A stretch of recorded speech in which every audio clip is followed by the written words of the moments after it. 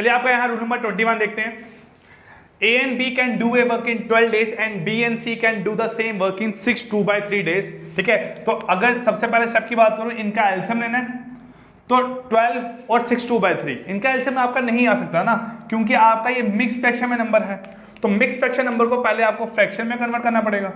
वो कैसे कन्वर्ट होगा आपका, यहाँ से ये 12 बनेगा और ये बनेगा आपका यहाँ से 20/3, ये बना आपका। अब 12 और 20/3 का अगर आपको एलसीएम लेना है तो आप पहले यहाँ 3 लगाओगे, क्योंकि ये 3 कैंसिल हो गया है ना। आगे क्या रहेगा आपका, यहाँ से ये 12 और ये 20, एलसीएम आएगा 60 इंटू 3 जा इंटू कितना आपका यहाँ से 5 जा। यही बात बनी आपके यहाँ। तो इसका मतलब एफिशिएंसी ऑफ A + B = 5 और एफिशिएंसी ऑफ B + C = 9। कितने यहाँ से आपकी 9, ये बात बन गई। अब बोला गया था work will be finish by A B C by working 3 4 7 days. ठीक है, आपका काम कौन कर रहा है, A B और C by working for 3 4 and 7 days, यही बोला गया। सेम जो आपका लास्ट रूल था वैसा ही रूल है, लेकिन यहाँ पे मिक्स नंबर था आपका, है ना। तो इसका मतलब यहाँ क्या बन सकता है आपका 1 डे कौन वर्क कर सकता है, A and B। जब बोलो यहाँ पे आपका 3 डे कौन वर्क कर सकता है, A and B, है ना। B के 3 दिन यहाँ आ गए, उसके बाद 1 डे वर्क करेगा आपका यहाँ से B और C, है ना। और लास्ट के बच्चे में जो 6 डेज हैं वो कौन करेगा आपका यहाँ से मेरे पास C। ठीक है, क्योंकि C ने 7 दिन काम करना है, C का 1 दिन यहाँ आया और 6 दिन आपके यहाँ आ जाएंगे। यही बात खत्म है आपकी यहाँ। अब देखो A + B, B + C और C, अगर मैं इसको यहाँ सॉल्व करना चाहूँ तो कैसे सॉल्व होगा, देखो आपका A + B 3 दिन काम कर रहे हैं, 1 दिन की एफिशिएंसी है 5, तो 3 दिन में कितना काम करेंगे आपके यहाँ से 15, कितना करेंगे आपके यहाँ से काम 15, है ना। B और C की आपकी एफिशिएंसी है मेरे पास 9, तो 1 दिन में कितना काम करेंगे यहाँ से 9। तो इन्होंने 3 दिन A और B और अगले दिन B और C ने कितना वर्क कर लिया आपका 24, कितना वर्क कर लिया यहाँ से आपका 24, ये आपको पता लग गया। अब टोटल वर्क कितना आपका यहाँ 60, कितना यहाँ पे आपका 60, तो 60 में से अगर 24 माइनस करूं तो बचा हुआ जो काम है वो कितना है आपका यहाँ 60 - 24, वो आपका यहाँ आएगा 36, कितना आएगा आपका यहाँ से 36। अब ये 36 वर्क आपके C को 6 दिन में कंप्लीट करना है, तो इसका मतलब एफिशिएंसी ऑफ C यहाँ से कितनी निकलेगी आपकी 36/6 = 6। कितनी आएगी आपकी यहाँ पे एफिशिएंसी ऑफ C = 6। अगर आपकी एफिशिएंसी ऑफ C मेरे पास यहाँ 6 आई है, तो C की एफिशिएंसी 6, तो अगर इसमें से C की एफिशिएंसी माइनस करूं तो एफिशिएंसी ऑफ B = 3, है ना। अब 3 इसमें से माइनस करूं तो एफिशिएंसी ऑफ A = 2, ये बना, कितना बना आपका यहाँ से 2। तो therefore days bye A alone is equal to total work upon efficiency of A = 30 days. तब यहाँ से आएगा आंसर 30 डेज। तो रूल नंबर 21 का आपका यहाँ से आंसर आ रहा है मेरे पास 30 डेज। ठीक है, मिक्स फ्रैक्शन थी, सेम रूल था आपका लास्ट ऐसा ही, लेकिन मिक्स फ्रैक्शन को कैसे आपने यहाँ पे सिंपल फ्रैक्शन में कन्वर्ट किया है वो आपको इस रूल में यहाँ पे समझ आ गया होगा। चलिए आपके चलते हैं यहाँ पे नेक्स्ट रूल पे 22 पे। अभी क्वेश्चन ध्यान से देखना आप, क्योंकि बाकी क्वेश्चन सिमिलर थे लेकिन ये क्वेश्चन थोड़े आपके डिफरेंट से आ गए, तो इसको अच्छे से समझना यहाँ पे किस तरीके से सॉल्व करूंगा। यहाँ बोला गया हुआ है A, B and C can complete a work in 30 days। A, B and C can complete a work in 30 days। तो इसका मतलब डेज, जो चीज गिवन है लिखते रहो, डेज बाय A = 30 डेज। ठीक है, A and C are twice efficient than B, तो इसका मतलब A और B की जो एफिशिएंसी है वो दुगनी है किससे, आपकी B से। A and B are twice efficient than B का मतलब हुआ A and C की जो आपकी एफिशिएंसी है वो B से कितनी है, दुगनी। तो अगर एफिशिएंसी की फॉर्म में कंपेयर करूं तो efficiency of A and C is equal to efficiency of B।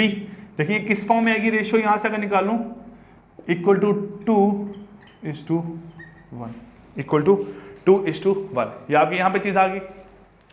अब यहाँ बोला गया आपका कि A and B की efficiency twice as compare to A and C are twice efficient than B, आ गया। A and C are thrice efficient than C, तो सॉरी आपका यहाँ बी कर लो, A and C are thrice efficient than B. तो आप जो यहाँ से आपका ए एंड बी है, क्वेश्चन आपका ए बी ए सी, यहाँ पे बी करो यहाँ पे सी करो, ठीक है। आपको जो मिली है प्रैक्टिस शीट वहां पे तो लिखा होगा A and B are thrice efficient than C, इसी फॉर्म में करो, A and B are thrice efficient than C. ये आपकी चीज आई। इसका मतलब यहां से क्या बना आपका, ये टर्म किस फॉर्म में लिख सकता हूं मैं,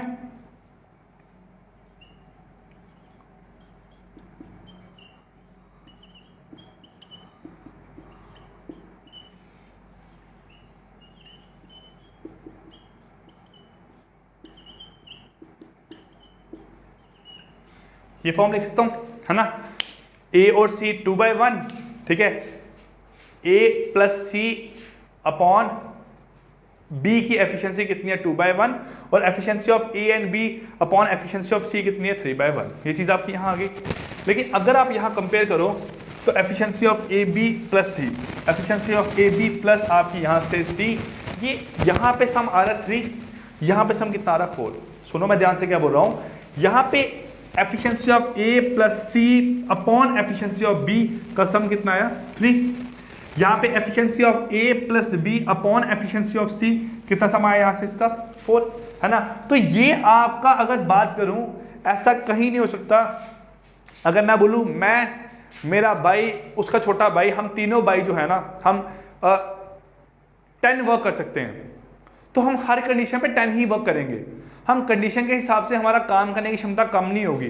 हम हर कंडीशन पे बोलते हैं ना, एक ओम्स लॉ बोलते हैं कि irrespective of change in temperature, pressure, इन सब चीज़ों के हिसाब से, तो वो उसी के रिस्पेक्ट में अगर आपको बोलूं तो हम हर टेम्परेचर पे, हर प्रेशर पे, हर जगह पे सेम ही एफिशिएंसी रहेगी। तो वैसे ही यहाँ पे इन्होंने बोला इनकी एफिशिएंसी का सम 3 है, यहाँ पे इनकी एफिशिएंसी का सम 4 आ रहा है। मैं यहाँ लिख सकता हूँ आपका कि efficiency of A plus C plus B कितना है यहाँ से आपका 3, यहाँ पे efficiency of A plus B plus C कितना आपका यहाँ से 4। ये बना। ये ऐसा पॉसिबल नहीं है कभी भी कि कहीं उनकी एफिशिएंसी 3 है, कहीं उनकी एफिशिएंसी 4 है, ऐसा पॉसिबल नहीं है। तो इसलिए मुझे इनको किसी तरीके से बराबर करना पड़ेगा।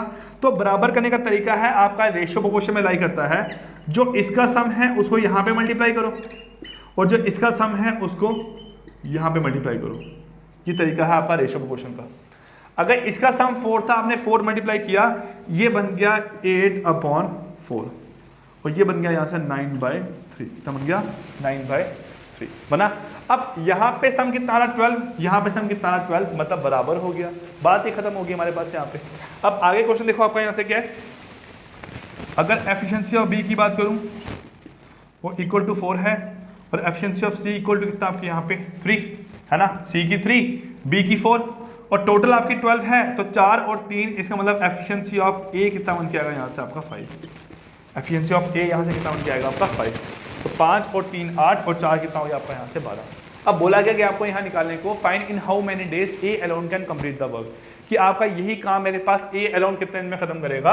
अब मुझे पता है efficiency of A B C 30 है, और ए बी सी का days of A B C 30 है, और efficiency of A B C आपकी 12 है। तो यहाँ लिखूंगा efficiency of A plus B plus C आपकी यहाँ कितना 12। अगर टोटल वर्क निकालना चाहूँ तो टोटल वर्क कितना आएगा आपका यहाँ से, ये आएगा एफिशिएंसी इनटू डेज, तो एफिशिएंसी 12 है और डेज 30 है, ये बनेगा 12 इंटू 30 इक्वल टू 360 मेरे पास टोटल वर्क। आपका क्या है यहाँ पे 360 टोटल वर्क। अब यही 360 टोटल वर्क किसको करने को बोला गया यहाँ पे, ए को। किसको बोला गया आपका यहाँ पे, ए को।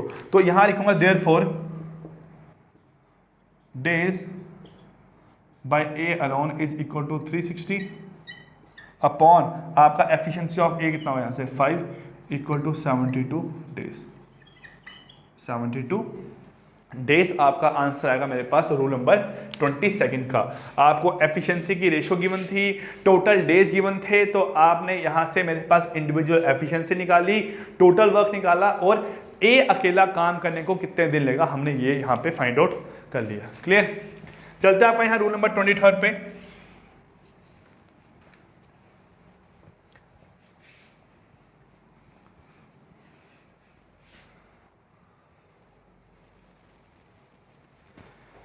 ठीक है, क्या बोला गया रूल नंबर 23 में आपका, A plus B can complete a work in half the time of C, in half the time of C. तो यहाँ पे जैसे ऊपर वाले क्वेश्चन में आपको एफिशिएंसी गिवन थी ना, यहाँ पे आपको टाइम की रेशियो गिवन है, जब टाइम की फॉर्म में क्वेश्चन गिवन है पूरा आपका। तो यहाँ लिख सकता हूँ A plus B can do a work in half the time of C, ये लिख सकता हूँ यहाँ पे आपका। तो इसका मतलब यहाँ से आपका A प्लस बी बाय सी कितना बनेगा 1/2। अगर C ने 2 टाइम लिया तो A 1 टाइम लेगा, मतलब आधा टाइम लिया यहाँ से, है ना। तो इसको मैं इस फॉर्म में लिख सकता हूँ आपका, अगर ये हमारे पास टाइम की फॉर्म में गिवन है रेशियो 1/2, अगर ये रेशियो आपको टाइम की फॉर्म में गिवन है तो इसका मतलब एफिशिएंसी की फॉर्म में क्या रेशियो होगी यहाँ से 2/1। एफिशिएंसी की फॉर्म में यहाँ से रेशियो क्या होगी आपकी 2/1, ये आपकी रेशियो बनेगी यहाँ से। तो एफिशिएंसी की फॉर्म में 2/1 आपका यहाँ हुआ एक चीज। नेक्स्ट पॉइंट है while B and C can complete the same work in 1/3 time of A, while B plus C complete the same work in 1/3 time of A। तो इसका मतलब यहाँ से आपका B plus C upon A कितना आया यहाँ से आपका 1/3, ये in the form of time आया। लेकिन अगर in the form of efficiency की बात करूंगा ये आएगा 3/1, कितना आएगा आपका यहाँ से 3/1। अब कंपेयर कर सकता हूं, बिल्कुल। कैसे कंपेयर करूंगा, efficiency of A plus B upon efficiency of C equal to 2/1, और यहाँ क्या आपका efficiency of B plus C upon efficiency of A यहाँ से कितना 3/1, है ना। दोनों साइड आपकी यहाँ से मेरे पास क्या बना, रेशो आपकी डिफरेंट आ रही है, तो रेशो बराबर करनी पड़ेगी यहाँ पे, क्योंकि ये आपका 3 सम आया, ये आपका 4 सम आया। तो यहाँ पे इंटू 4/4, यहाँ इंटू 3/3, ये बना आपका 9/3, ये बना आपका यहाँ से 8/4। ये तो चीज़ आपकी यहाँ से बन गई। अब देखो, if they together can complete a work in 20 days, तो अगर बात करूँ टोटल एफिशिएंसी की, वो कितने आपके यहाँ पे 12, और टाइम 20, टाइम कितना लिया यहाँ से इसने 20। अगर टाइम 20 लिया तो देयरफॉर, ठीक है, आपका टोटल वर्क इक्वल टू कितना आएगा 240।